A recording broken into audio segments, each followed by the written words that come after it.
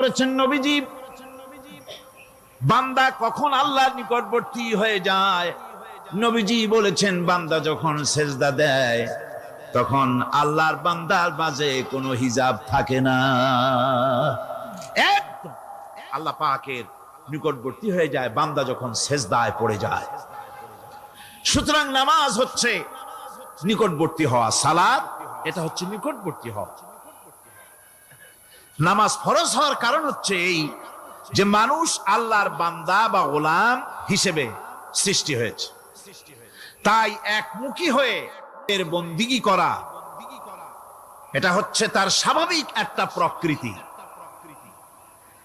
আল্লাহ রাব্বুল আলামিন এই প্রকৃতির দাবি মিটাবার জন্যই নামাজের ব্যবস্থা করেছেন। মানুষের ফিতরত, মানুষের নেচার, মানুষের ফিতরত হচ্ছে এই যে কারো না কারো কাছে মাথা নত করা, হাত জোড় করা, মাথা নত করা, সার্বভৌমত্বের মালিক কাউকে মনে করা। হাত জোড় করতে হলে, মাথা নত করতে হলে, সার্বভৌমত্বের মালিক হিসেবে কাউকে গ্রহণ করতে হলে আল্লাহর বিকল্প কেউ আছে নাকি? ইসলামের মূল দাওয়াতটা হলো ফিতরাত অনুযায়ী দাওয়াত দেওয়া হয়েছে, মানুষ যেন মাথা নত করে, গোলামি করে। এজন্য আল্লাহ রাব্বুল আলামিন বলেছেন যে আমি মানুষ এবং জিনকে সৃষ্টি করেছি, তার কারণটাই হলো মা খালাকতুল জিন্না ওয়াল ইনসা ইল্লা লিয়াবুদুন। মানুষ আর জিন জাতিকে সৃষ্টি করা হয়েছে ইবাদতের জন্য, গোলামির জন্য। ইবাদত আর গোলামি এটাই করতে হবে, গোলামি করতে হবে, দাসত্ব করতে হবে। আর এই দাসত্ব, আল্লাহর আনুগত্যই গোলামির দাওয়াত দিয়েছেন দুনিয়ার সব নবীরা। কোন নবী বলেন নাই যে আমার গোলামি করো। কেউ বলেছেন? বলেন জোরে, কেউ বলেছেন? আল্লাহ পাক বলেন ওয়ালাকাদ বা'আসনা ফি কুল্লি উম্মাতির রাসূলা আন ইবুদুল্লাহা ওয়াজতানিবুত তাগুত। প্রত্যেক জাতির জন্য আমি রাসূল প্রেরণ করেছি, তারা মানুষকে দাওয়াত দিয়েছেন এই কথা বলে যে এক আল্লাহর গোলামি করো, তিনি ছাড়া কোনো ইলাহ নাই, আইনদাতা নাই, বিধানদাতা নাই, তার গোলামি, তার সামনে মাথা নত করে না। নামাজ হচ্ছে তাওহীদের অবশ্যম্ভাবী এক বহির্প্রকাশ। তাওহীদের জন্য তাওহীদবাদী মানুষ যারা, তাদেরকে নামাজ আদায় করতেই হবে। আকীদা বিশ্বাসের দিক থেকে তাওহীদ যদি হয় পুরা দ্বীনের মূল উৎস, তাহলে আমলের দিক থেকে নামাজ হচ্ছে পুরা দ্বীনের মূল ভিত্তি। নামাজ হচ্ছে আমলের মূল ভিত্তি, এর বাস্তবায়ন ছাড়া দ্বীন পূর্ণ হয় না। নামাজ মুমিনের কেবলমাত্র একটি উত্তম আমলই নয়, বরং নামাজ হচ্ছে ঈমানের মূল ভিত্তি। যার কাছে নামাজ নাই তার কাছে কিছুই নাই।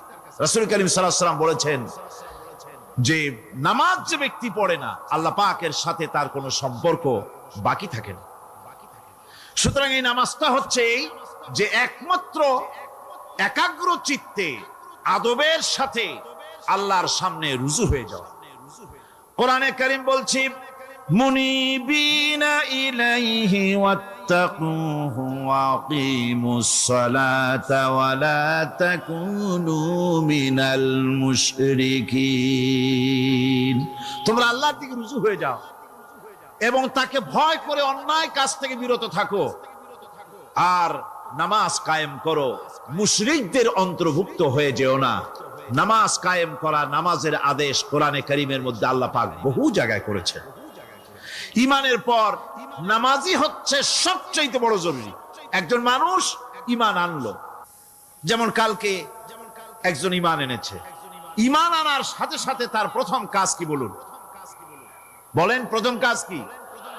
ফজরের নামাজের আগে একজন ইসলাম কবুল করলেন, তার প্রথম দায়িত্ব নামাজকে আদায় করে দেওয়া, ফজরের নামাজ পড়া। জোহরের আগে কেউ ঈমান আনলো, তার প্রথম দায়িত্ব জোহরের নামাজ আদায় করা। আসরের নামাজের আগে ঈমান এনেছে, তার প্রথম দায়িত্ব হলো আসরের নামাজ আদায় করা।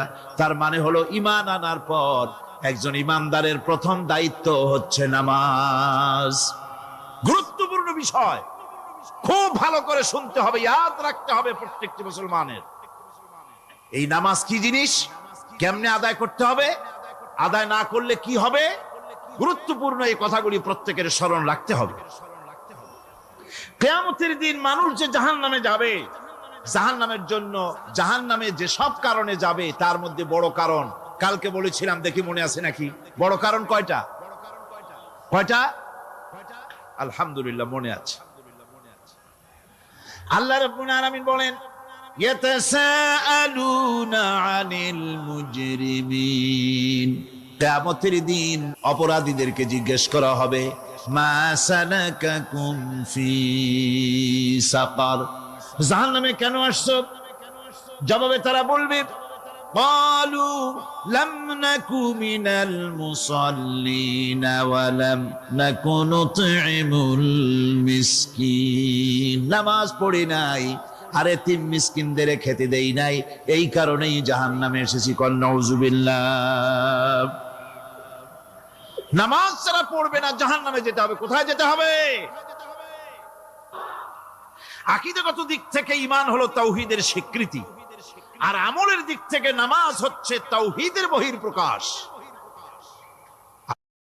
হলো তাওহীদের স্বীকৃতি, আর আমলের দিক থেকে নামাজ হচ্ছে তাওহীদের বহিঃপ্রকাশ। আপনি মুসলমান তা প্রমাণ হবে নামাজ দিয়ে। নামাজহীন ঈমানের দাবি মূল্যহীন। যার নামাজ নাই তার ঈমানের দাবি করার কোনো মূল্যই নেই। অনেক এরকম কথা বলে, হুজুর আমি মানুষটা নিতান্ত খারাপ না, যাই মনে করেন, গ্রামে রাস্তা বানাইছি, ব্রিজ করে দিয়েছি, কালভার্ট করেছি, এতিম মিসকিনরে তাও মাঝে মধ্যে খাবার দেই, বিধবারে কাপড় চোপড় দেই, মানুষটা আমি নিতান্ত খারাপ না, তবে এই মাঝে মধ্যে একটু নামাজ পড়ি না, তাতে কি আমার ঈমান নষ্ট হয়েছে নাকি? আমি বলি, ভাই ঈমানই তো নাই, নষ্ট হবে কি? ঈমান থাকলে না নষ্ট হবে? ঈমান নাই। সুতরাং একজন মুসলমান যদি নামাজ না পড়ে, নিজেকে মুসলমান বলে দাবি করার কোন হক তার না, দাবি করার অধিকার না। নামাজ হচ্ছে জিন্দেগি, নামাজটাই মূলত জিন্দেগি। নামাজটা কি? জিন্দেগি। আল্লাহ রাব্বুল আলামিন শিখাচ্ছেন, কুল ইন্না সালাতি ওয়া নুসুকি ওয়া মাহইয়ায়া ওয়া মামাতি লিল্লাহি রাব্বিল আলামিন। মুহাব্বতের সাথে সবাই পড়েন, কুল ইন্না সালাতি ওয়া নুসুকি ওয়া মাহইয়ায়া ওয়া মামাতি লিল্লাহি রাব্বিল আলামিন। বলো আমার নামাজ, বলো আমার নামাজ, আমার কোরবানি, আমার হায়াত, আমার মত সবকিছুই আল্লাহ রব্বুল আলামিনের জন্য নিবেদিত। আমার বেঁচে থাকা, আমার মরে যাওয়া সব আল্লাহর জন্য। সে আল্লাহ রব্বুল আলামিন, তার জন্য সবকিছু নিবেদিত করতে হবে। আল্লাহ পাকের গোলাম আমাদের বানিয়েছেন, আল্লাহ আমাদের গোলামি করা লাগবে। আর গোলামির নমুনা যাকাত দিয়া, হজ দিয়া, দান দিয়া, সদকা দিয়া, কোন জিনিস দিয়ে নামাজের মতো গোলামির উৎকৃষ্ট প্রমাণ বা নমুনা আর কিছুতে নাই।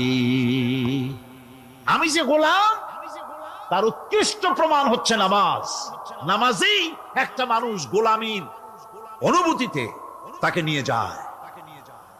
বাদশাহ হোক, মন্ত্রী হোক, পীর হোক, মওলানা হোক, মুহাদ্দিস হোক, বড় লোক হোক, গরিব হোক, পুরুষ হোক, নারী হোক, যাই হোক, নামাজে দাঁড়াইলো, একেবারে কান্ডারে ধরিয়া, কানের কাছে হাত দিয়া, হাত দুইটা বাঁধিয়া মাথা নিচের দিকে দিয়ে দাঁড়ায় গেল। কিসের মতো? আসামির মতো, গোলামের মতো। সুবহানাল্লাহ। এদিক ওদিক তাকাইতে পারবা না, চোখটা থাকবে সেজদা যেখানে দিবা সেখানে। তাকানো নিষেধ, সেজদার দিকে তাকাও। এরপরে যখন রুকুতে গেলেন, গোলামির নমুনা হয়ে গেল। গোলামের এরকম মাথা নিচু করে থাকতে হয় প্রভুর সামনে। গেলেন, রাজা বাদশা বড় লোক সব অহংকার চূর্ণ হয়ে গেল। নাক আর কপাল দিয়া আমার মাবুদের দরবারে মাথাটা লাগাই দিলাম জমিনের উপরে। সুবহানাল্লাহ। আমি আমার ভাষায় বলি, আমি আমার ভাষায় কথাটা এভাবে বলি, এই জমিনটা যদি কাগজ হয় আর আমার নাকটার কপালটা যদি কলম হয়, তাহলে আমি যে গোলাম দৈনিক 5 বার আমার নাক আর কপাল দিয়া জমিন নামক কাগজের উপরে দাস খতের উপরে দৈনিক 5 বার নাক আর কপাল দিয়া সই করে দেই, আল্লাহ আমি তোমার গোলাম আর কারো গোলাম নই, আমি একমাত্র তোমার গোলাম। ঘুমের থেকে উঠে সেজদা দিয়ে বলি, দুপুরের সময় কাজ ফালাইয়া আরেকবার বলি, বিকেল আসার আগে আসরে আরেকবার বলি, দিন যখন শেষ হয় আরেকবার বলি, রাতে যখন শুতে যাই আরেকবার সেজদা দিয়া ঘোষণা করি, মাবুদ আমি তোমার গোলাম। সুবহানাল্লাহ। নামাজ হচ্ছে ইসলামের গণ্ডির মধ্যে প্রবেশের প্রমাণ। কোরআনে কারীম বলছে, ফাইন তাবু ওয়া আকামুস সালাতা ওয়া আতাউজ যাকাতা ফাইখওয়ানুকুম ফিদ্দীন। সূরা তওবা এসেছে, তারা যদি তওবা করে আর নামাজ কায়েম করে, যাকাত যদি আদায় করে, তাহলে এখন তোমাদের সে দ্বীনি ভাই, এখন ভাই হয়ে গেল। একটু আগে ছিল কাফের মুশরিক, এখন তোমার দ্বীনি ভাই। দ্বীনের গণ্ডির মধ্যে প্রবেশ করা, কলেমা পড়ার সাথে সাথেই নামাজ। নামাজ হচ্ছে দ্বীনের প্রধান গেট, দ্বীনের প্রধান তোরণ। দ্বীনের মধ্যে প্রবেশ করার জন্য এই গেট দিয়ে প্রবেশ করতে হবে। সুতরাং এই নামাজের এতই গুরুত্ব দেওয়া হয়েছে। ইসলাম যদি ক্ষমতায় আসে, আল্লাহ যেন এনে দেন, জোরে কোন আমিন। ইসলাম যদি ক্ষমতায় এসে যায়, রব্বুল আলামিন তাফসীরের মাহফিল কোরআন সামনে নিয়ে আশা করে তোমার দরবারে দোয়া করি, এই বিশাল জনসমুদ্রের দোয়া কবুল করো মাবুদ গো, এই বাংলাদেশকে ইসলামের দেশ বানাইয়া দাও। দেশটা যদি ইসলামের হয়ে যায়, আইন যদি আল্লাহর হয়, শাসন যদি সৎ লোকেরা করে, রব্বুল আলামিন কোরআন শরীফে বলেন, তাহলে তারা 4টা কাজ করবে। আল্লাযীনা মাক্কান্নাহুম ফিল আরদ আকামুস সালাতা ওয়া আতাউজ যাকাত ওয়া আমারু বিল মা'রুফি ওয়া নাহাউ আনিল মুনকার। মুমিনেরা ক্ষমতায় এসে প্রথম যে কাজটা করবে, প্রথমে ক্ষমতা এসেই নামাজ বাধ্যতামূলক করবে। প্রথম কি? ওয়াজ নসিহতে অনুরোধ করা হবে না, বাবাজিরা আল্লাহর রাস্তায় নামাজটা পড়ে না। রেডিও এবং টেলিভিশনের মাধ্যমে রাষ্ট্রপ্রধান অর্ডার করে দিবেন, যারা আকেল বালিগ সকলের জন্য নামাজ বাধ্যতামূলক, নামাজ পড়তেই হবে, এটা অর্ডার। বেলা যখন 1টা বেজে যাবে, বেলা যখন 1টা বাজবে, সমস্ত মসজিদে আজান শুরু হয়ে যাবে। আজানের সাথে সাথে অফিস, আদালত, কল কারখানা, ক্ষেত খামার, শিক্ষাঙ্গন সব ডেডলক হয়ে যাবে। আধা ঘন্টার জন্য বন্ধ হয়ে যাবে। যারা মুসলমান অফিসে, কলেজে, ইউনিভার্সিটিতে, সর্বত্র তারা নামাজের জন্য প্রস্তুতি নেবেন। আধা ঘন্টার ভিতরে নামাজ আর খানা সেরে আবার কলেজ চলবে, বিশ্ববিদ্যালয় চলবে, কল চলবে, কারখানা চলবে, ক্যান্টনমেন্ট চলবে, সেক্রেটারিয়েট চলবে, সব আপন গতিতে চলতে থাকবে। আল্লাহর রহমত, বরকত আকাশ ফেরে নাজিল হয়ে যাবে। আর এই অর্ডার যে দেওয়া হবে, নামাজ পড়বেন, নামাজ পড়বেন সেখানে। থানায় যখন আজান হবে, থানায় আজান হয়ে গেছে, থানার স্টাফ, পুলিশ যারা আছে জামাতে খাড়া হয়ে যাবে, ইমামতি করবেন ওসি সাহেব।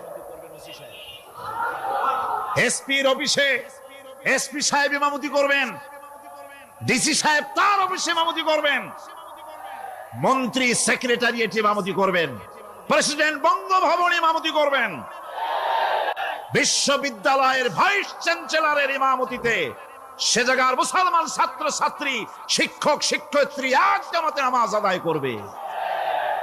এই যদি হয় চিত্র দেশের, অপরাধ থাকবে? থানায় ওসি সাহেব নিজেই যদি জামাতের ইমামতি করেন, এইভাবে নামাজ আদায় করেন পুলিশদের নিয়ে জামাতে, ঘুষ আর খাবে তারা? এসপি সাহেবের অফিসে, ডিসি সাহেবের অফিসে মন্ত্রীরা যদি ভাবে নামাজ কায়েম করে, তাহলে কি অন্যায় অপরাধ কিছু থাকবে সমাজে? থাকবে না। সুতরাং নামাজ বাধ্যতামূলক করে দেওয়া হবে। নামাজ বাধ্যতামূলক, সকলকে নামাজ পড়তে হবে। নামাজ হচ্ছে অপকর্মের প্রতিবন্ধক। নামাজ পড়লে অন্যায় কাজ থেকে বাঁচার পর, অন্যায় থেকে বাঁচাই কিসে? নামাজ। আল্লাহ রাব্বুল আলামিন বলেন, উতলু মা উহিয়া ইলাইকা মিনাল কিতাবি ওয়া কিমিস সালাম ইন্নাস সালাতা তানহা আনিল ফাহশাই ওয়াল মুনকার। হে নবী, এই কিতাব তেলাওয়াত করো, যা তোমার প্রতি অবতীর্ণ করা হয়েছে, এই কিতাব তেলাওয়াত করো আর নামাজকে প্রতিষ্ঠা করো। নিঃসন্দেহে নামাজ মানুষকে পাপাচার থেকে বাঁচায়া দেয়। অশ্লীলতা, পাপাচার থেকে মানুষকে বাঁচায় কে? জোরে চিল্লায় কোন কে? নামাজ। এই নামাজ মানুষকে অন্যায় কাজ থেকে বাঁচায় দেয়। নামাজ যে মানুষকে অন্যায় কাজ থেকে বাঁচায়, কেমনে বাঁচায়? আমরা যে নামাজ পড়ি, এই নামাজে তো আমাদেরকে অন্যায় কাজ থেকে বাঁচাইতে পারে না। নামাজি বহুত মানুষ আছে অন্যায় করে, করে কিনা কোন? না করে না? করে। নামাজি অথচ অন্যায় করে। আর আল্লাহ বলছেন নামাজিকে, নামাজ তাকে অশ্লীলতা থেকে ফিরায়। তাহলে কথা কারটা ঠিক? আল্লাহরটা। জোরে বলেন, কারটা ঠিক? অবশ্যই আমার আল্লাহর কথা হক। আমি ভুল করতেছি, আমি যেন কোথাও ভুল করতেছি, সামথিং ইজ রং, কোথাও যেন আমরা ভুল করে বসতেছি, সেই ভুলটা কি আমরা আবিষ্কার করতে চেষ্টা করবো ইনশাআল্লাহ। প্রথম যে কথাটা সেটা হচ্ছে যে আমরা যা নামাজে পড়ি আমরা তা বুঝি না। কথা ঠিক কিনা? আমি যদি এখন প্রশ্ন করি সামি আল্লাহু লিমান হামিদা অর্থ কি কোন? ফার্স্ট ডিভিশনে কয়েকটা লেটার নিয়ে ফেল করবেন এরকম লোক আছেন না নাই? সুবহান রাব্বিয়াল আলা অর্থ কি জানি না। সুবহান রাব্বিয়াল আযীমের অর্থ কি জানি না। দোয়া কুনুত অর্থ কি জানি না। তাশাহুদ অর্থ কি জানি না। সূরা ফাতিহার অর্থ কি জানি না। এমন কি উযুর মধ্যে কয়টা ফরজ তাও অনেকের জানা নাই। কথা কি বেশি বললাম না ঠিক বলছি? একজনের জিজ্ঞেস করলো, মিয়া উযুতে কয় ফরজ? কয় হুজুর কি মনে করেন এটা বুঝি জানি না, এটা তো সাধারণ ব্যাপার, বলেন না কয় ফরজ? কয় উযুতে তো 17 ফরজ। কি কি? কয় হাত ধোয়া, পাও ধোয়া, মুখ ধোয়া, নাক ধোয়া, চোখ ধোয়া, জিহ্বা ধোয়া, মাথা ধোয়া। বলতে বলতে গুনে দেখা গেল প্রায় 19টার মতো বলছে। বলা হলো, মিয়া বললেন আপনি উযুতে ফরজ 17টা, কইলেন আপনি 19টা। কয় হুজুর জানি আরো, বলি না আপনাদের ভয়তে। উযু জানে না, নামাজ জানে না, তাকে এই নামাজ কেমনে ফিরাবে অন্যায় কাজ থেকে? কথা বুঝতে পেরেছেন? নামাজে আল্লাহু আকবার বললাম, এরপরে সানা পড়লাম, তারপরে সূরা ফাতিহা পড়লাম। সূরা ফাতিহার ভিতরে যে সমস্ত কথাগুলি বললাম সেই কথাগুলি বুঝি না, কি বলেছি তাও জানি না। এরপরে সুবহান রাব্বিয়াল আলা বলেছি, সুবহান রাব্বিয়াল আযীম বলেছি, সামি আল্লাহু লিমান হামিদা বলেছি, অর্থ কি জানি না। আল্লাহ তা শুনতে পান, যে ব্যক্তি আল্লাহর প্রশংসা করেন তিনি তা শুনতে পান। নামাজের মধ্যে আইডিয়া দেওয়া হচ্ছে, তুমি যে আল্লাহর জন্য নামাজ পড়তেছো, প্রশংসা করতেছো, এটা এমন নয় যে আল্লাহ পাক দেখছেন না বা শুনতেছেন না। তুমি যা বলতেছো, প্রশংসা করতেছো, আল্লাহ পাক তা শুনতে পাচ্ছেন। সামি আল্লাহু লিমান হামিদা। সুবহান রাব্বিয়াল আলা, আমি মহান সর্বশ্রেষ্ঠ আল্লাহ রাব্বুল আলামিনের পবিত্রতা ঘোষণা করছি, আমি তার প্রশংসা করছি। সূরা ফাতিহার কি আমরা বলি আপনারা ব্যাখ্যা দেখে বুঝে নিয়েন, সেগুলি আমি এখানে বলে বাকি কথা সব শেষ করতে পারবো না। নামাজে কি পড়েন সেটা যদি জানতেন অবশ্যই আল্লাহ রাব্বুল আলামিনের কথা কার্যকরী হয়ে যেত। ইন্নাস সালাতা তানহা আনিল ফাহশাই ওয়াল মুনকার। নামাজ মানুষকে পাপের কাজ অশ্লীলতা থেকে ফিরাতে পারে। আল্লাহ ইন্না বসায়ছেন, নিশ্চয়ই, বেশক, অবশ্যই নামাজ পাপ থেকে ফিরাবে। কিন্তু কেমনে ফিরাবে নামাজ তো বুঝি না, নামাজ তো বুঝি না। খালি সেজদা দেয় জনমের মতো। আর সেজদা কি? নামাজে যদি দেখে ইমাম দেরি করতেছে, আত্তাহিয়াত পড়তে দেরি হয়ে যাচ্ছে, পিছন থেকে সিগন্যাল মারে, ঠিক কিনা? বেয়াদব, বেয়াদব। তোমার নামাজ, তোমার আত্তাহিয়াত আগে শেষ হয়েছে, তাতে কি হয়েছে? চুপ করে বসে থাকো। ইমামকে কাশি দিয়া সতর্ক করার অধিকার তোমার নাই। যদি ইমামকে সতর্ক করার জন্য কাশি দিয়ে থাকো, তোমার নামাজ ফাসেদ হয়ে যাবে। এটা ফাজলামি করার জায়গা না, এটা নামাজ। এর নাম কি? ধীরে সুস্থে নামাজ পড়তে হবে। অনেকে মসজিদটারে মনে করে জেলখানা। ঢুকতে যত দেরি, বেরোতে পারলে যেন বাসে যান ছটফট করে।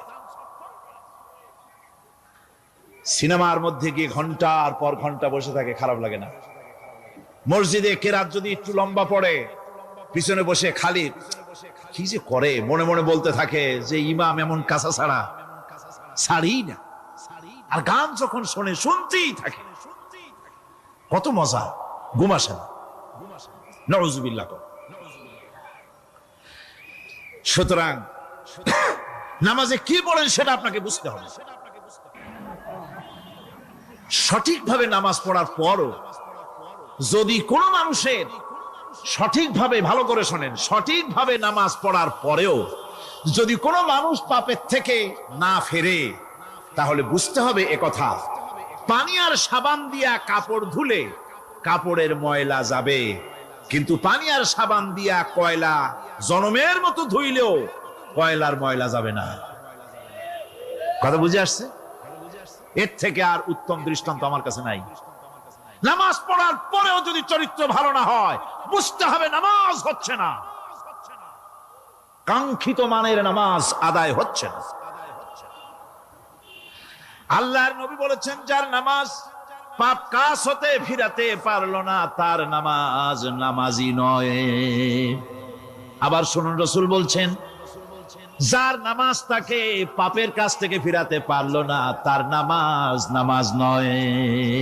ওইটা নামাজ হয় নাই, যার জন্য তার পাপ থেকে তারে ফিরাইতে পারছে না। আর কিয়ামতের দিন বেনামাজিরা সবচাইতে বেশি অপমানিত হবে। সবচাইতে বেশি অপমানিত হবে কারা? বেনামাজিরা। কিভাবে? ইয়াউমা ইউকশাফু আন সাকিন ওয়া ইউদআউনা ইলাস সুজুদি ফালা ইস্তাতিউন।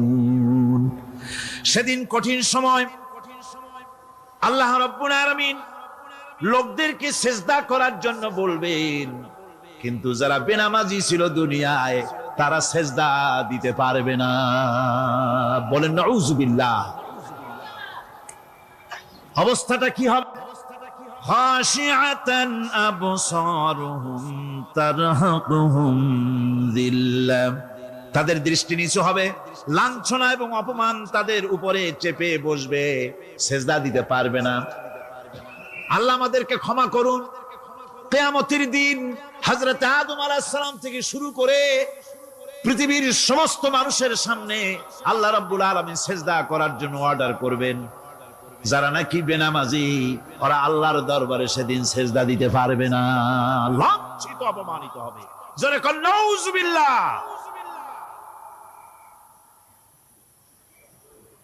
নামাজ, মুমিনের নামাজ একরকম, মুনাফিকের নামাজ হলো আর এক রকম। মুনাফিকরাও নামাজ পড়ে, পড়ে কিনা কোন? মুনাফিকেরাও নামাজ পড়ে। মুনাফিকেরা যখন নামাজ পড়তে যায়, আল্লাহ রাব্বুল আলামিন বলতেছেন, ওয়া ইযা কামু ইলাস সালাতি কামু কুসালা। মুনাফিকেরা যখন নামাজ পড়তে দাঁড়ায়, নামাজে আসে ঠিক তারা, কিন্তু নামাজের জন্য দাঁড়ায় খুব শৈথিল্য ভারে, শৈথিল্য ভাবে দাঁড়ায়, কাহিলি, সুস্তি, এ জায়গা চুলকায়, পায়জামা ধরে টান দেয়, টুপিটা ঘুরায়, এদিক ওদিক তাকায়। মুনাফিকের নামাজ দেখলেই ঠিক পাওয়া যায় যে বেটা মুনাফিক। এইভাবে সে দাঁড়ায়। তার নামাজটা কি জন্য? ইউরাউনান নাসা ওয়া লা ইয়াযকুরুনাল্লাহা ইল্লা কালিলা। তাদের নামাজ হচ্ছে মানুষকে দেখাবার নামাজ। নাউযুবিল্লাহ। এখন দেখবেন এই মৌসুম আসছে, নামাজের মৌসুম, বেনামাজিদের নামাজের মৌসুম। জনসভা হচ্ছে, নির্বাচন আসতেছে, নামাজে রক্ত হয়ে গেছে, তাড়াতাড়ি আজান হয়ে গেল। টুপি না থাকলে রুমাল একটা মাথায় দিল, উজু আছে কি না আছে, আল্লাহু আকবার, যা আছে কপালে হয়ে যাক। মানুষকে দেখাবার জন্য এরা নামাজ পড়ে। এরা আল্লাহর শরণার্থে নামাজ খুব কম লোকই করে। এরা হচ্ছে মুনাফিক। দুনিয়া এবং আখিরাতে কল্যাণের জন্য একমাত্র মাধ্যম হচ্ছে নামাজ।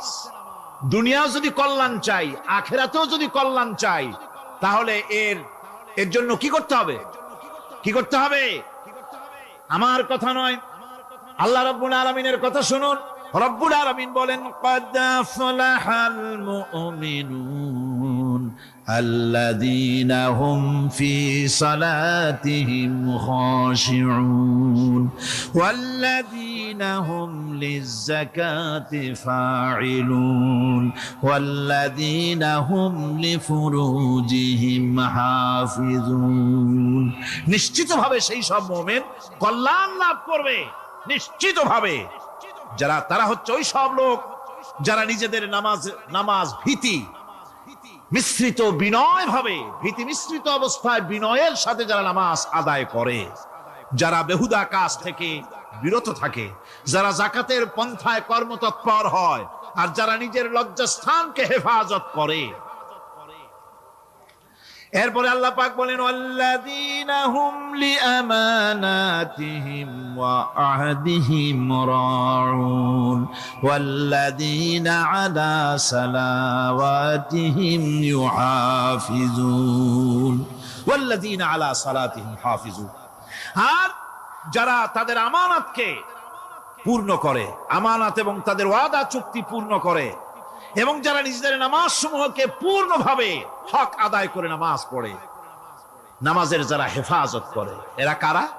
এরা হচ্ছে উলাইকা হুমুল ওয়ারিসুন আল্লাযীনা ইয়ারিসুনাল ফিরদাউসা হুম ফিহা খালিদুন। এরা হচ্ছে সেই সব লোক, এরা উত্তরাধিকার হচ্ছে জান্নাতের উত্তরাধিকার, জান্নাতুল ফিরদাউসে আল্লাহ রাব্বুল আলামিন এই গুণ বিশিষ্ট লোকদের জন্য জায়গা করে দিবেন। জোরে কোন সুবহানাল্লাহ। নামাজকে পড়তে বলা হয়নি, কোরআন শরীফে বলা হয়েছে নামাজ কায়েম করো। কি বলা হয়েছে কোন তো দেখি? নামাজ কায়েম করো, নামাজ পড়ো। এই কথা কিন্তু কোরআন শরীফে কোন জায়গায় আছে নাকি? এখন কায়েম করা কারে বলে? একটা গুরুত্বপূর্ণ আরেকটি বিষয়। নামাজ কায়েম করতে বলা হয়েছে। কায়েম কি? কায়েমটা হচ্ছে দৃষ্টান্ত স্বরূপ বলা যায় যে জিনিসটা সমাজে প্রতিষ্ঠিত আছে ওইটারে বলে কায়েম হওয়া, আর যেটা প্রতিষ্ঠিত নাই ওটা কায়েম নাই। কায়েম মানেই হলো প্রতিষ্ঠিত থাকা। যেমন আমাদের দেশে, আমাদের সমাজে নারী পুরুষ শিশু বৃদ্ধ সকলেই কাপড় পরা, শাড়ি পরা, লুঙ্গি পরা, এই কাপড় পরাটা কায়েম আছে, প্রতিষ্ঠিত আছে না নাই? যার কারণে কাপড় পরা সমাজে কায়েম আছে বলে উলঙ্গ মানুষ সমাজে খুঁজে পাওয়া যায় না, পাগল ছাড়া। ঠিক কিনা? একটা বাচ্চাকেও যদি উলঙ্গ হতে বলেন এখানে, 5 বছর 6 বছর একটা বাচ্চাকেও, সে কিন্তু রাজি হবে না। ঠিক কিনা? যেহেতু কাপড় পরা সমাজে প্রতিষ্ঠিত আছে সেহেতু উলঙ্গ মানুষ পাওয়া যায় না, কাপড় পরাটাই এখানে প্রতিষ্ঠিত। সুতরাং এখন অবস্থাটা এই হয়েছে, কাপড় পরা প্রতিষ্ঠিত আছে বলে কোন উলঙ্গ মানুষ এসে যদি এই মঞ্চে দাঁড়ায় আর বলে আমাকে একটু বক্তৃতা করতে দেন, আপনারা কি করবেন? মঞ্চে তো উঠতেই দিবেন না। উলঙ্গ মানুষ যদি কোনো চাকরি নিতে যায় ইন্টারভিউতে, তাকে লাইনে দাঁড়াইতে দেবে? দেবে না। এমনকি উলঙ্গ হয়ে যদি বাড়িতে প্রবেশ করে তার বউ দূর দূর করে তাড়ায় দেবে। ঠিক কিনা? যেহেতু সমাজের ভিতরে কাপড় প্রতিষ্ঠিত আছে, সেই জন্য এই উলঙ্গ মানুষ পাওয়া যায় না। অনুরূপ ভাবে নামাজ যদি প্রতিষ্ঠিত হতো সমাজের ভিতরে, তাহলে বেনামাজি খুঁজে পাওয়া যেত না। চাকরি করতে গেলে সেখানে নামাজ মানদণ্ড হয়ে যেত, নামাজ পড়ে কিনা তা দেখে নেওয়া হতো। বেনামাজি লোক পাওয়াই যেত না যদি প্রতিষ্ঠিত থাকতো।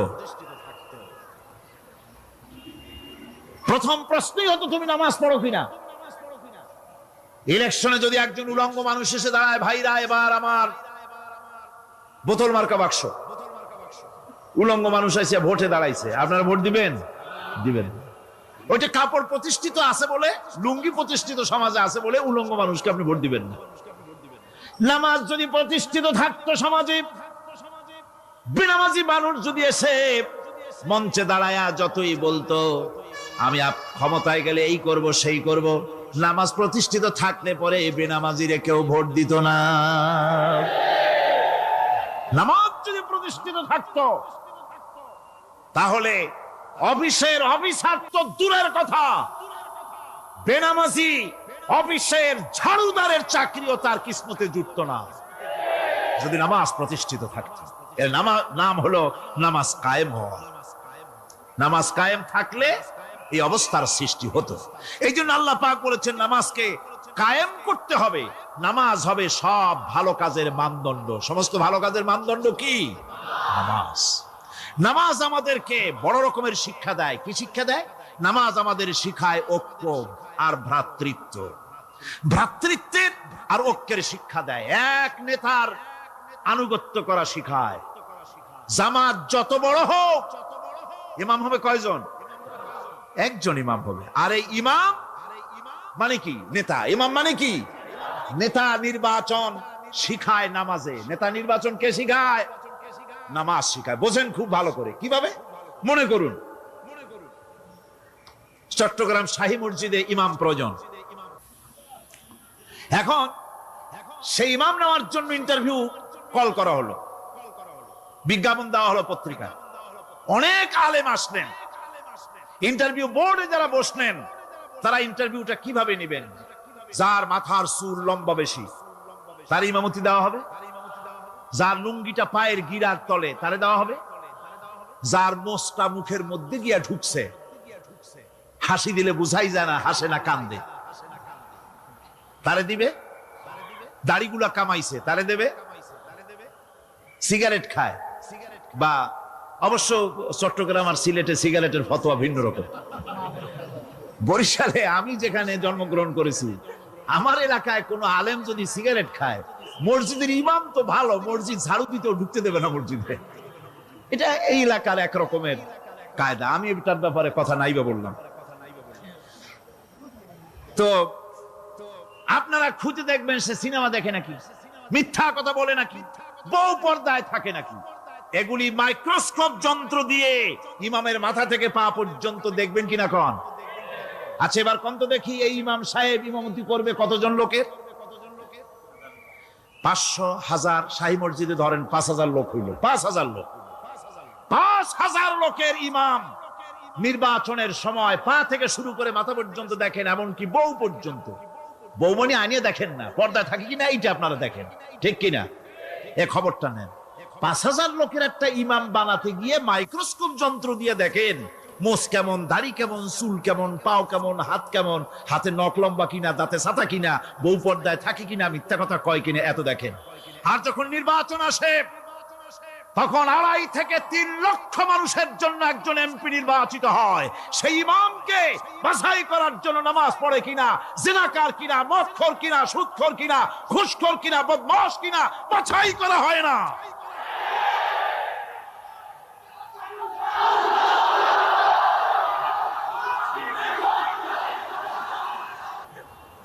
নামাজ আমাদেরকে এটা শিখায়। ইমামকে আপনি বানাইতে হবে, কোন সুবহানাল্লাহ। নামাজ ঐক্য শিখায়, নামাজ ভ্রাতৃত্ব শিখায়, নামাজ পারস্পরিক মহব্বত শিখায়, নামাজ নেতা কেমন হওয়া উচিত, নেতা নির্বাচন শিখায়। আবার নেতা ভুল করলে তার ভুল বলা যাবে না, এরকম হতে পারবে না। নামাজের ভিতরে ইমাম যদি ভুল করলে আপনি লোকমা দিবেন, সুবহানাল্লাহ, আল্লাহু আকবার বলবেন। যদি তিনি সংশোধন না হলেন আবার দেন, তাতেও সংশোধন হলো না আবার দেন। 3 বার লোকমা দেওয়ার পর যদি ভুল সংশোধন না করে নামাজ ছেড়ে দেন, ইমামকে বের করে দেন, নতুন ইমাম নিয়োগ করেন। যারা ক্ষমতায় যাবে, আপনি রাষ্ট্রের ইমাম যারে বানাবেন, সেই রাষ্ট্রীয় ইমাম যদি জনগণের ইচ্ছার বিরুদ্ধে যদি চলে, 1 বার লোকমান দেন, 2 বার লোকমান দেন, 3 বার দেন, তারপরেও যদি না নামে, ঘাট ধরে নামেন। নামাজ আপনাকে নেতা নির্বাচন, নেতাকে প্রতিষ্ঠিত রাখা, নেতার আনুগত্য আপনাকে শেখায়। নামাজ লাইন সোজা করে দাঁড়াতে হবে। লাইন যদি বাঁকা করেন, আপনার কলজেটা ওরকম বাঁকা হয়ে যাবে। কারণ নাউযুবিল্লাহ, নামাজের কাতারে যার কারণে নামাজের কাতার বাঁকা হবে, পুরা কাতারের জন্য আল্লাহর কাছে ওই লোকটা দায়ী হয়ে যাবে। নামাজ শৃঙ্খলা শিখায়। সুবহানাল্লাহ কইতে ইচ্ছা করে না? নামাজ শৃঙ্খলা শিখায়, শৃঙ্খলা বোধ শিখায়, সোজা হয়ে দাঁড়ায়। তারপরে ঐক্য এবং মহব্বত শিখায়। নামাজের ভিতরে যখন দাঁড়ায় গেলেন, আমির দাঁড়ালো, ফকির দাঁড়ালো, মন্ত্রী দাঁড়ালো, তার ড্রাইভারও দাঁড়ায় গেল, একই কাতারে দাঁড়ায় গেছে। নামাজ পড়তে গিয়ে ড্রাইভারের পাও গিয়ে লেগেছে মন্ত্রীর গায়ে। নামাজ শেষ হওয়ার পর মন্ত্রীর বাবার ক্ষমতা নাই এ কথা বলার যে, বেটা ড্রাইভার সলিমুদ্দি, তোর পাও লেগেছে আমার পায়ে, তোর চাকরি শুদ্ধা দোজকে পাঠায় দেব। পারবে বলতে? পারবে না। মিয়া মন্ত্রী সাহেব, এটা তোমার সেক্রেটারিয়েট না, এটা আল্লাহর ঘর। এটা কার ঘর? এক হি সাপ মে খড়ে হো গয়ে মাহমুদ ও আয়াজ, এক হি সাপ মে খড়ে হো গয়ে महमूद आयाज, न कोई बंदा रहा न कोई बंदा नवाज। एक ही कतारे दाঁড়িয়ে গেছে।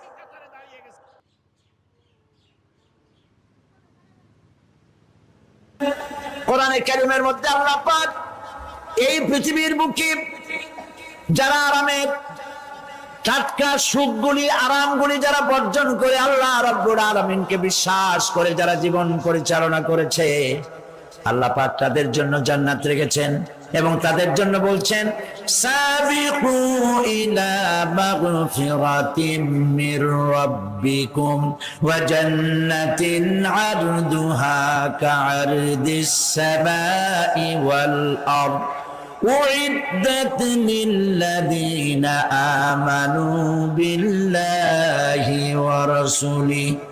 আল্লাহ পাক বলেন, প্রতিযোগিতা করো আল্লাহর মাগফিরাত কামনার জন্য আর জান্নাতে যাওয়ার জন্য প্রতিযোগিতা করো, আল্লাহর রহমত পাওয়ার জন্য সৎ কাজের প্রতিযোগিতা করো, তাহলে আল্লাহ রাব্বুল আলামিন তোমাদেরকে ক্ষমা করবেন আর তোমাদের জন্য এমন জান্নাত দিবেন যেই জান্নাত আকাশের বিশালতার, জমিনের বিশালতার মতো।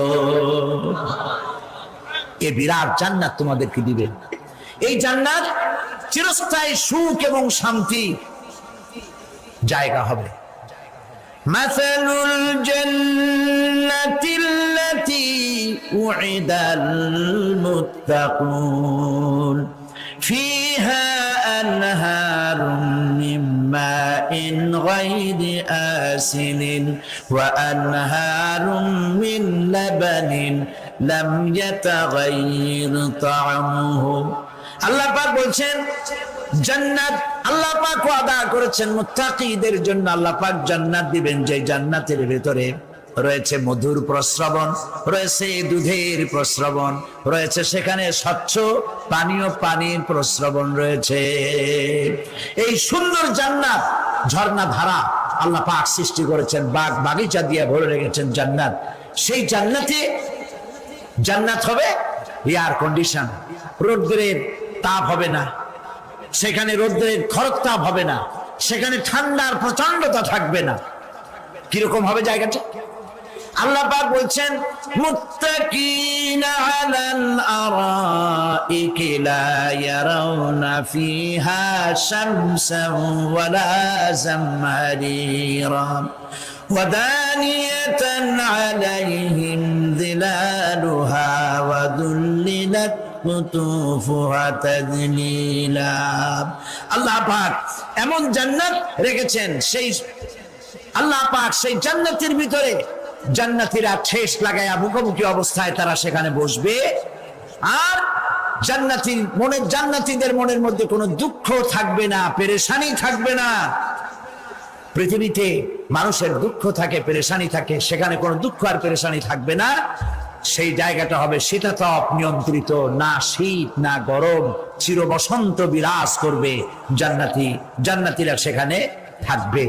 এই সুন্দর জান্নাত আল্লাহ পাক রেখেছেন মুত্তাকীদের জন্য। সুবহানাল্লাহ। কাফেরদের জন্য জান্নাত হবে, জাহান্নাম হবে চিরকাল। খালিদিনা ফিহা আবাদান, চিরকাল কাফেরেরা জাহান্নামে থাকবে। সর্বশেষ যে ব্যক্তি জাহান্নাম থেকে মুক্তি লাভ করবে তাকে আল্লাহ পাক বলবেন, ফেরেশতাদেরকে বলবেন, আমার ফেরেশতারা আমার এই বান্দাকে জান্নাত এবং জাহান্নামের মাঝখানে রেখে দাও। জান্নাত এবং জাহান্নামের মাঝখানে লোকটি যখন থাকার জায়গা পাবে, সে জান্নাতের দিকে তাকায়া দেখবে আর কাঁদতে থাকবে। আল্লাহ পাক জিজ্ঞেস করবেন, বান্দারে যুগের পর যুগ ধরে জাহান্নামে কেঁদেছো, আমি রব্বুল আলামিন জাহান্নাম মাফ করে দিয়া জান্নাত জাহান্নামের মাঝখানে রেখে দিয়েছি, আযাব থেকে তো বেঁচে গেছো, এখন কাঁদো কেন? লোকটি বলবে, রব্বুল আলামিন কান্দি এই কারণে, জাহান্নাম থেকে মাফ করেছো, তোমার শুকরিয়া আদায় করি। জান্নাত তো আমার কপালে নাই, কিসমতে নাই, কিন্তু জান্নাত আমি এখান থেকে দেখতে পাচ্ছি। জান্নাতের সুঘ্রাণ আমার নাকে আসতেছে, কপালে নাই যাওয়ার। আমি কাঁদি এই জন্য, তুমি যদি মেহেরবানি করে আমাকে জান্নাতের দরজার কাছে একটু দাঁড় করায় দিতা, প্রাণ ভরে তোমার জান্নাতের দৃশ্যটা একটু দেখতাম। আল্লাহ পাক তার আরজি পূরণ করবেন, বলবেন যাও। ফেরেশতাদের বলবেন, এর জান্নাতের দরজার কাছে দাঁড় করায় দাও। জান্নাতের দরজার কাছে দাঁড়িয়ে লোকটি আবার কান্না শুরু করবেন। আল্লাহ পাক প্রশ্ন করবেন, এবার কান্দো কেন? লোকটি বলবে, রব্বুল আলামিন কান্দি এই কারণে, জান্নাতের এই দরজায় দাঁড়ায়া জান্নাতের অফুরন্ত নেয়ামত কিছুই ভালো করে দেখা যায় না, শুধু অল্প জায়গা দেখি। যদি তুমি আমারে দয়া করে জান্নাতের মাঝখানে দাঁড় করায় দিতা, চতুর্দিকে তাকায়া তাকায়া দেখা কলিজারে ঠান্ডা বানাইতাম। তবে আমি ওয়াদা করি, জান্নাতের কোনো নাজ নেয়ামত, কোনো ফল আমি খাবো না, ধরবো না, সইব না। একটুখানি মেহেরবানি করে মাঝখানে দাঁড় করায় দাও, জান্নারে ঠান্ডা করি। আল্লাহ রাব্বুল আলামিন ফেরেশতাদের বলবেন, আমার এই বান্দারে জান্নাতের মাঝখানে দাঁড় করায় দে। আল্লাহর নবী বলেন, জান্নাতের মাঝখানে দাঁড়িয়ে লোকটি আগের চাইতে আরো জোরে চিৎকার মেরে কাঁদতে থাকবে। আল্লাহ পাক বলবেন, বান্দারে কি হলো তোর? দরজার কাছে আসতে চাইছিলে, আইনা দিলাম। এবার মাঝখানে আসতে চাইছো, তাও এনে দিয়েছি, আবার কান্দো কেন?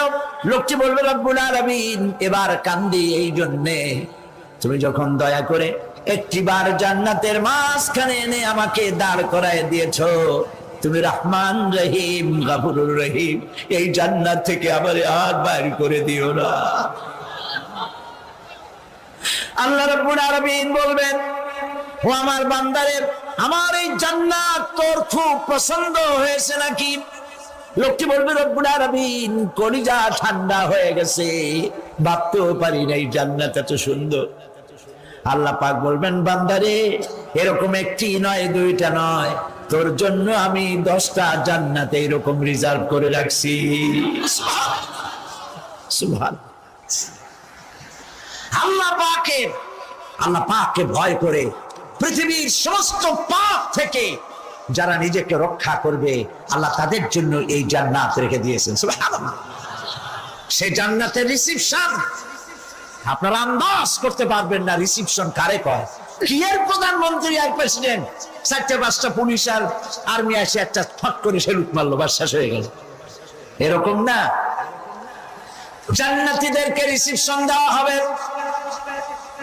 জান্নাতীরা যখন আল্লাহর হুকুমে জান্নাতের দিকে যেতে লাগবে, আর যখন জান্নাতের কাছে চলে যাবে আল্লাহ রাব্বুল আলামিন শোনায় দিচ্ছেন হাত্তা ইদা জাউহা ফুতিহাত আবওয়াবুহা ওয়া ক্বালা লাহুম খাযানাতুহা সালামুন আলাইকুম তিবতুম ফাদখুলুহা খালিদিন।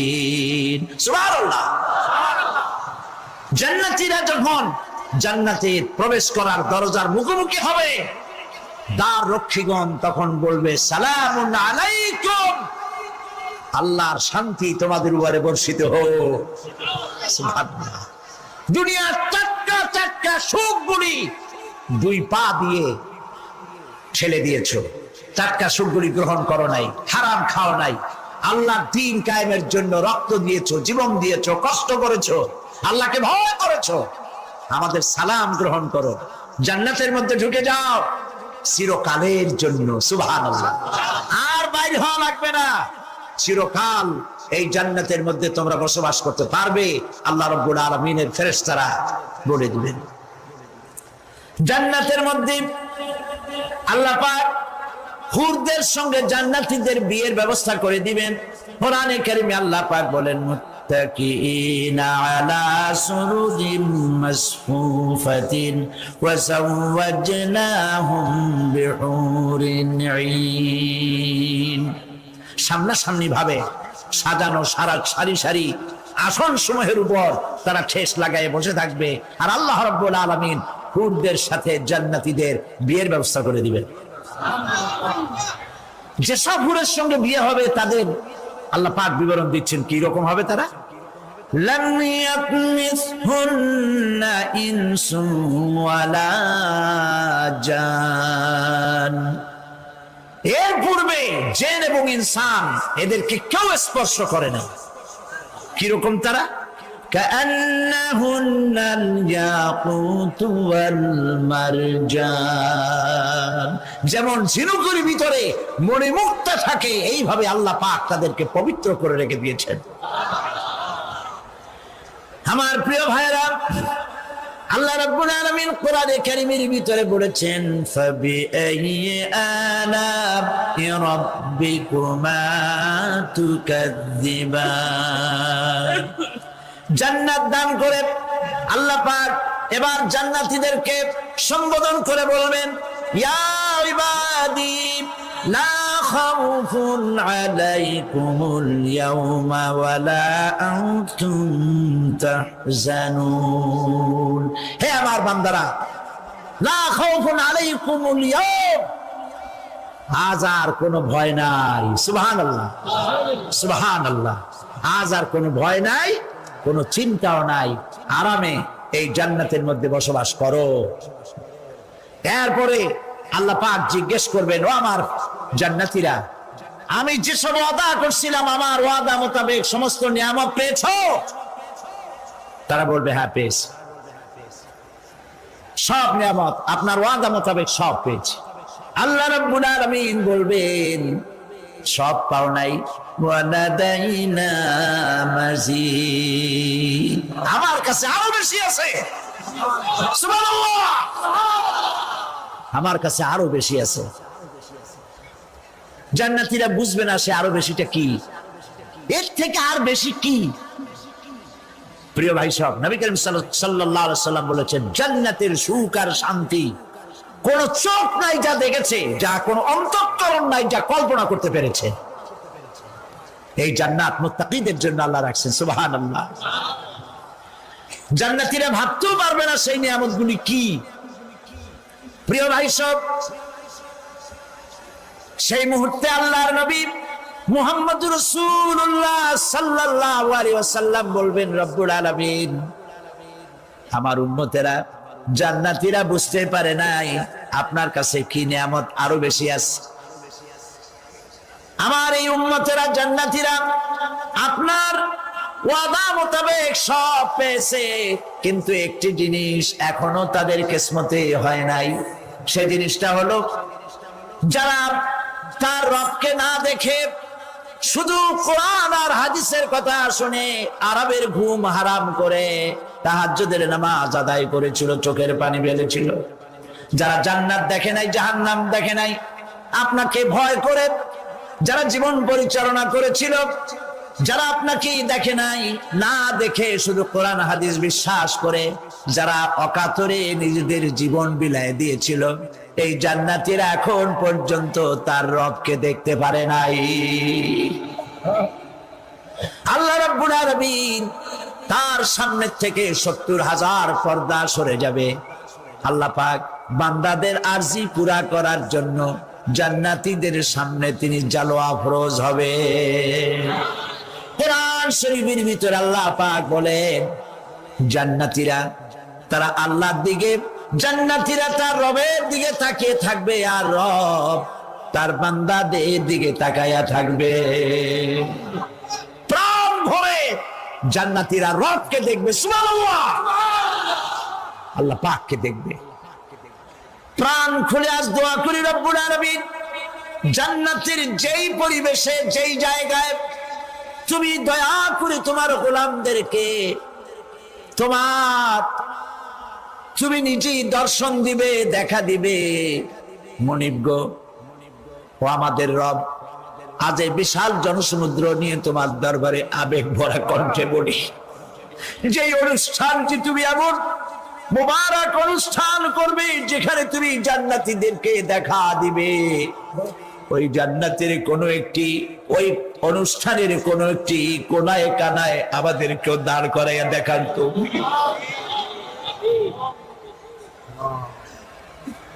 প্রিয় ভাই সব, আল্লাহ রাব্বুল আলামিন মানুষের সামনে এত সব নিয়ামত রেখেছেন, এই জান্নাত দান করবেন। এরপরে আল্লাহ রাব্বুল আলামিন কোরআনে কারীমের মধ্যে বলেছেন, রব্বিস সামাওয়াতি ওয়াল আরদি ওয়া মা বাইনাহুমার রাহমানি লা ইয়ামলিকুনা মিনহু খিতাবা। এসব পুরস্কার রয়েছে তোমাদের সেই রবের পক্ষ থেকে যিনি আকাশ আর জমিনের মালিক। সুবহানাল্লাহ বলবেন না? যার সামনে কথা বলার ক্ষমতা কারো হবে না। এটি একটি মারাত্মক কথা। কিয়ামতের দিন আল্লাহর দরবারে কেউ কথা বলতে পারবে না আল্লাহর নির্দেশ ছাড়া। একটি আকীদা পরিষ্কার করে নিয়ে যান আপনাদের। সে আকীদাটা এভাবে পরিষ্কার করুন, কোন পীর সাহেব, কোন খাজা বাবা, কোন মাওলানা, কোন মুহাদ্দিস, কোন বুজুর্গ আপনাকে সুপারিশ করতে পারবে না যদি না আল্লাহ পাক তাকে কথা বলার তৌফিক না দেন। মনে থাকবে এটা। আয়াতুল কুরসির ভিতরে আমরা পড়ি, মান যাল্লাযী ইয়াশফাউ ইনদাহু ইল্লা বিইযনিহি। আল্লাহ পাক বলেছেন, কিয়ামতের দিন আল্লাহর দরবারে কার সাহস আছে কথা বলতে পারে? মান যাল্লাযী ইয়াশফাউ ইনদাহু ইল্লা বিইযনিহি। আল্লাহর ওয়াদা ছাড়া, হুকুম ছাড়া আল্লাহর সামনে কথা বলা সেদিন কেউ থাকবে না। সুবহানাল্লাহ। কেউ কথা বলতে পারবে না। সুপারিশ করতে হবে আল্লাহ যারে বলেন তুমি করো, অমুকের জন্য করো, সেই ব্যক্তি শুধু তার জন্যই করতে পারবে, আর কেউ কথা বলতে পারবে না। সেই কঠিন হাসরের ময়দান,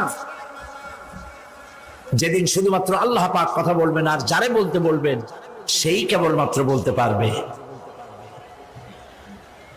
সুপারিশ এটি আল্লাহ পাক কিয়ামতে পারমিশন দিলে বলা যাবে। হযরত ইব্রাহিম আলাইহিস সালাম কিয়ামতের দিন তার নিজের পিতা সম্পর্কে সুপারিশ করবেন। রব্বুল আলামিন, আমার আব্বার জন্য সুপারিশ করতেছি, মেহেরবানি করে জাহান্নাম থেকে তারে আপনি রক্ষা করুন। আল্লাহ রব্বুল আলামিন বলবেন, ইব্রাহিম তোমার সুপারিশ মঞ্জুর হবে না। প্রিয় ভাই সব, একটু মাথা খাটান, চিন্তা করেন। জাতির পিতা কে? জাতির পিতা চিল্লায় বলুন, কলিজা সাফ করে ফেলুন। মুসলমানদের জাতির পিতা হাফিজ আবি কেউ হতে পারে না।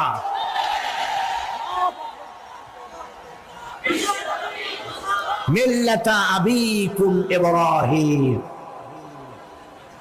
ইব্রাহিম আলাইহিস সালাম এই মিল্লাতের পিতা। সুবহানাল্লাহ।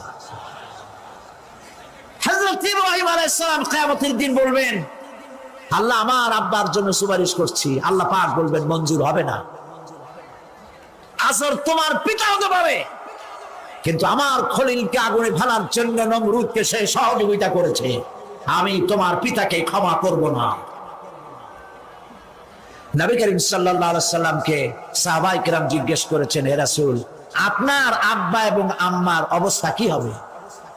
নবী করিম সাল্লাল্লাহু আলাইহি সাল্লাম কেঁদে ফেলেছেন, সাফ বলেছেন, আমি তাদের কোনো উপকারে আসব না।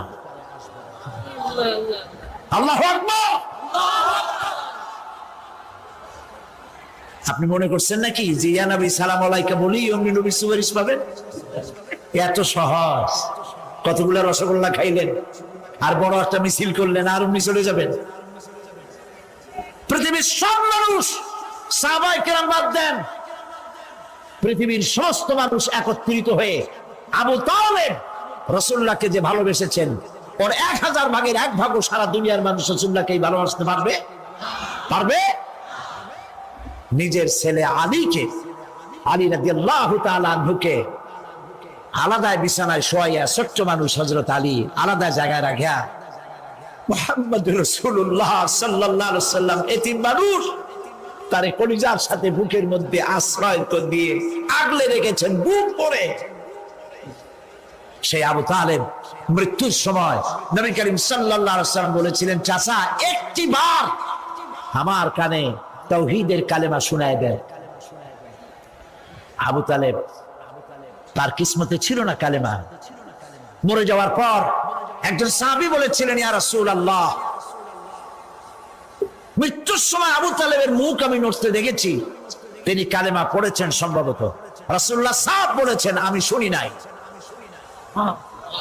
এত ভালোবাসার পরেও হাদিস শরীফে এসেছে আবু তালেব জাহান্নামে যাবে। কোথায় যাবে? জাহান্নামে। সবচাইতে কম আযাব হবে কার? আবু তালেবের। কম আযাবটা কি?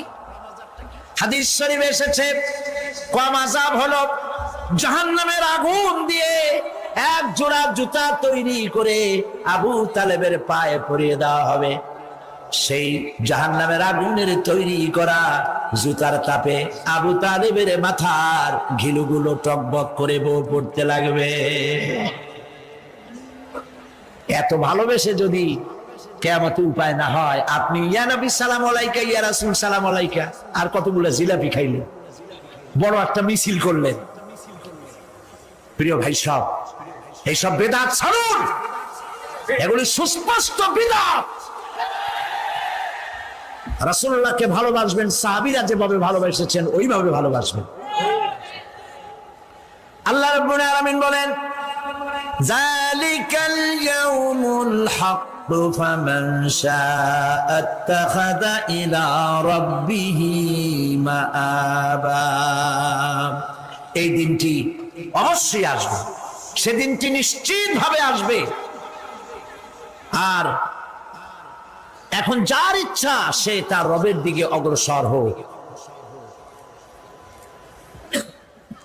ইন্না আনজারনাকুম আযাবান করিবান ইয়াওমা ইয়ানজুরুল মার'উ মা কদ্দামাত ইয়াদাহু ওয়া ইয়াকুলুল কাফিরু ইয়া লাইতানি কুনতু তুরাবা।